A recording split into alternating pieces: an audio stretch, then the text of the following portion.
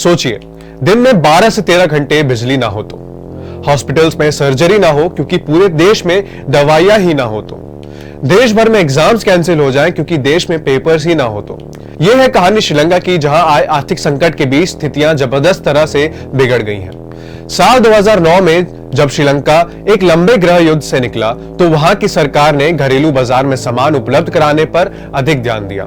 श्रीलंका ने विदेशी बाजार में अपने यहाँ के उत्पादों को पहुंचाने की कोशिश नहीं की। इस वजह से श्रीलंका का टैक्स कट का फैसला भारी पड़ा, इंपोर्ट का बिल बढ़ता गया और एक्सपोर्ट से इनकम कम होती रही। श्रीलंका अब हर साल निर्यात की तुलना में अधिक आयात करता है। इस वजह से ही आज विदेशी मुद्रा संकट यानी कि श्रीलंका फॉरेक्स रिजर्व क्राइसिस से जूझ रहा है। जरूरत की चीजों के लिए परेशान लोगों का उबल रहा गुस्सा अब फूट चुका है। हिंसा की आग तेज होने लगी है और आर्थिक संकट के चलते श्रीलंका की हालत बद से बदतर होती जा रही है।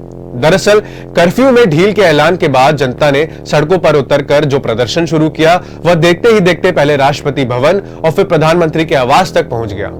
हालात ये हो गए हैं कि एक के बाद एक राष्ट्रपति गोताबाया राजपक्षे और फिर पीएम रानिल विक्रमसिंघे को इस्तीफा देने की बात कहनी पड़ी। हालांकि स्थिति यहां तक नहीं सुधरी है। श्रीलंका में अब भी बड़े स्तर पर प्रदर्शन जारी है।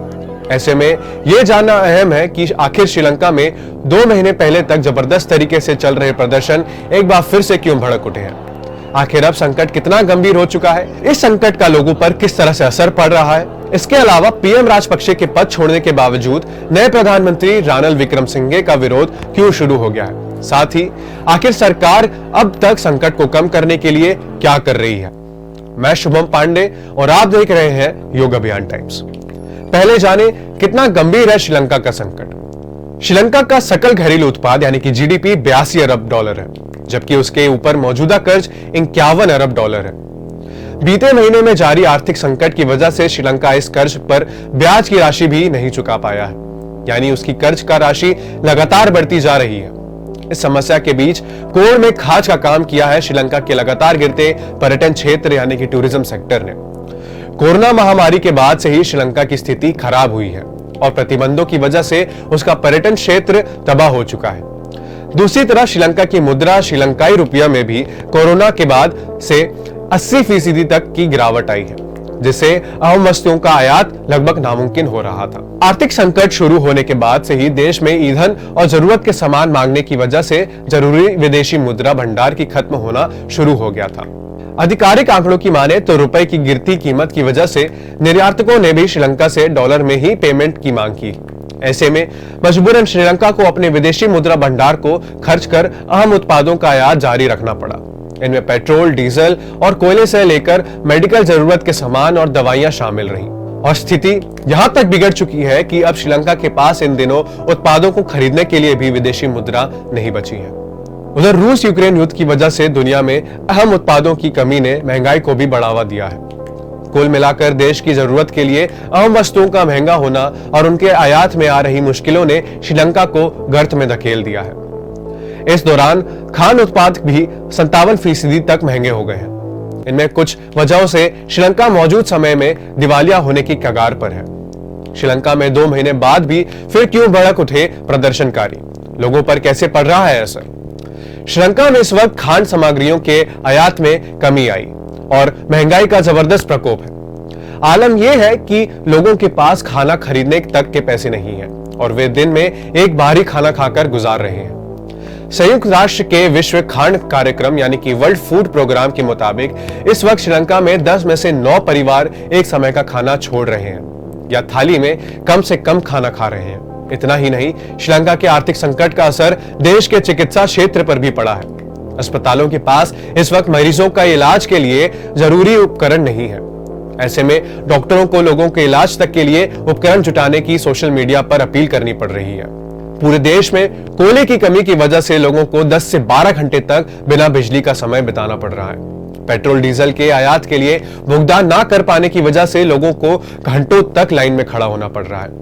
इसके अलावा श्रीलंका में ज्यादा से ज्यादा लोग अब विदेश जाकर नौकरी की तलाश में हैं, ताकि वे अपने घर वालों का पेट पाल सकें। इसके अलावा सरकारी कर्मचारियों को 3 महीने तक के लिए हर हफ्ते एक अतिरिक्त छुट्टी भी दी जा रही है, ताकि वे खुद अपना खाना उगाने का इंतजाम कर सकें।